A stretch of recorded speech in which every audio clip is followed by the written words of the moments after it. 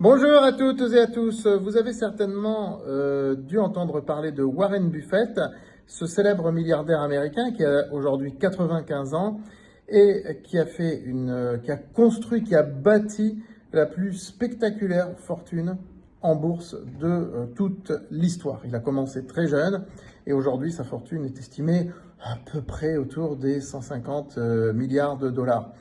Donc il a un fonds, c'est son propre fonds, Berkshire Hathaway. Vous le savez certainement, je ne vais pas ici vous faire une vidéo ni un cours sur Warren Buffett. Mais ce que je veux juste dire, c'est que Warren Buffett ne fait pas d'analyse technique. Il en fait peut-être, mais c'est anecdotique. Il en fait comme moi j'en fais, si vous voulez, certainement, pour voir des supports, des résistances, des choses comme ça, mais pas plus. Warren Buffett n'est pas celui qui rêve d'acheter une action et de faire 10 000% dessus. Non, c'est quelqu'un qui gère un portefeuille, donc qui gère une structure. Donc, on achète, on vend lorsqu'on fait des bénéfices, on replace ailleurs, etc., etc. Et c'est beaucoup plus sûr, sur la durée, que d'essayer de faire 10 000% sur une action, ce qui est complètement hypothétique. En fait, Warren Buffett, il dit qu'il vaut mieux vendre trop tôt. Il faut vendre trop tôt. C'est pour ça que pour ma part, comme vous avez pu le constater cette année, je n'hésite pas à prendre des bénéfices, à ramener le prix de revient à zéro, parfois avec juste 50% de gain, et puis je n'hésite pas à vendre la totalité de la ligne quand on fait une très belle plus-value.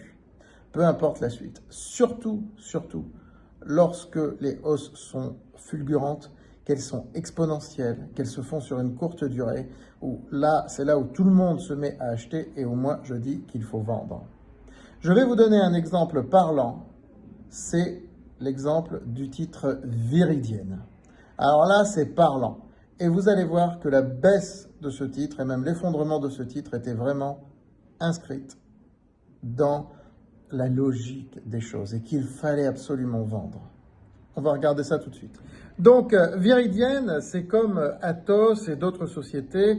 Ce sont des boîtes qui ont eu quelques années très, très difficiles en 2022, 2023, 2024, qui ont subi une énorme recapitalisation l'année dernière, qui se sont restructurées et qui, après avoir fait un regroupement d'actions, sont reparties de l'avant parce qu'elles ont donné des signaux positifs. C'est le cas de Emeis aussi, ex-Orpea. Mais je ne me suis pas positionné dessus. C'est déjà pas mal de s'être positionné sur Atos et sur Viridienne. Donc, concernant Viridienne, j'ai recommandé le titre au mois de mai. Le titre était vers les 45, 50 euros. Peu importe. Le prix exact où on rentre, on s'en fout lorsque on vise de faire une plus-value de 30, 40, 50%, voire beaucoup plus. Et là, ça a été beaucoup plus, comme vous allez le voir. On est rentré à ce moment-là. Regardez le graphique. Donc, nous sommes rentrés là où c'est entouré, là où vous avez le premier cercle bleu. C'était vers le mois de mai. Le titre a monté. Comme vous le constatez, le titre a monté. Il est bien monté. Nous n'avons pas vendu. Il faut voir. Quand c'est comme ça, il faut tester, il faut voir, il faut attendre un petit peu. Et puis, on a été surpris par la baisse, je dois le dire. On a été surpris par la baisse et le titre a baissé. Il a même fortement baissé, comme vous le constatez.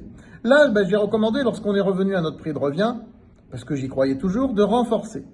Et du coup, on avait une ligne plus conséquente. C'est-à-dire qu'en gros, il y avait peut-être une frustration dans l'esprit de certains actionnaires qui se sont dit, on gagnait 30% en l'espace de 2 mois, et là, on vient de passer 5 mois ou 4 mois sur le titre, et on revient à la case départ. Et maintenant, il nous fait renforcer. Je comprends cette frustration, mais lorsqu'on investit en bourse, on ne doit pas avoir ce genre de sentiment. J'espère être clair là-dessus. Lorsqu'on investit en bourse, on ne doit pas avoir ce genre de sentiment. Donc, on a renforcé. Et la suite, eh bien, vous la voyez, le titre a flambé. Il est remonté vers ses plus hauts, qui avaient été atteints quelques mois plus tôt. Et là, j'ai recommandé de ramener le prix de revient à zéro. On gagnait à peu près 40%, donc on a vendu en gros 70% de la ligne. 70%. Et puis, on a gardé le solde, le reliquat. Et là, qu'est-ce que vous observez ? Vous observez une hausse fulgurante de l'action qui a eu lieu par la suite. On a dépassé les 100 euros. Et là, je me suis dit, on va attendre qu'il y ait les premiers signes de baisse. Et dès qu'il y a eu les premiers signes de baisse, c'est-à-dire 2 séances consécutives de baisse, avec du volume, j'ai dit, hop, on vend. Alors, on n'a pas vendu strictement au plus haut, mais on a vendu très proche du plus haut. On a vendu très très proche du plus haut. Hein, au-dessus, largement au-dessus des 100 euros. Et puis ensuite, bah, vous voyez le résultat, le titre a fortement chuté, c'était inévitable, c'était inéluctable. Il n'y avait pas non plus de raison spécifique que le titre s'emballe à l'infini, je l'avais dit. J'avais même fait une vidéo sur Viridienne il y a quelques temps où j'avais dit que j'allais probablement vendre bientôt. C'était le lendemain que j'ai fait vendre en fait à nos clients, lecteurs et abonnés sur francebourse.com. Voilà. Et puis la suite, vous la voyez maintenant. Le titre va certainement s'appuyer sur son support, qui est en bleu sur le graphique, très probablement. Et après, écoutez, moi je ne sais pas si on va réinvestir dessus ou pas. Hein, nos abonnés le sauront. N'hésitez pas à liker et partager cette vidéo. Et n'hésitez pas à vous inscrire à francebourse.com et bien sûr vous abonner à cette chaîne YouTube. Ça en vaut la peine, comme vous le constatez. À très vite.